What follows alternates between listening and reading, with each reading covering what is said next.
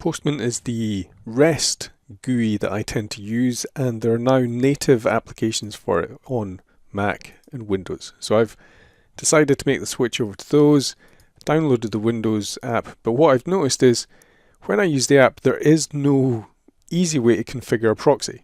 So I had a look in the docs, there's nothing obvious in the settings, there's nothing obvious in the capture request, because Postman now has an inbuilt proxy, which is great. I can send browser requests to Postman, but what I want to do is configure Postman to use an external proxy. Now I did a web search, can't find any information on it, and the way that we do this is, because Postman is an Electron app, what we want to do is set the proxy for the Electron app. So Electron apps have command line switches that we can pass in, and the proxy one is this Proxy Server.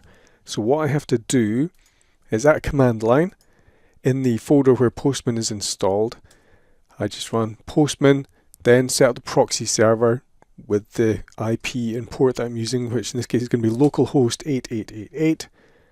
Postman will start up. It was already running, but in your case it would start up. Then when I send a request, we'll see the request doesn't work because the proxy is being used, and we know the proxy is being used because if I go into the Postman console here, then issue the request again, the console will tell me that it's tried to do a GET using this proxy. So if I start up that proxy, let me get Fiddler running. There's Fiddler. Send that request. That request went through Fiddler. There I can see all the information and it's come back again. So the way we set up a proxy with Postman is from the command line now with the desktop client. Now on Windows, what I've done is, let's see that there, I've created a shortcut on my desktop.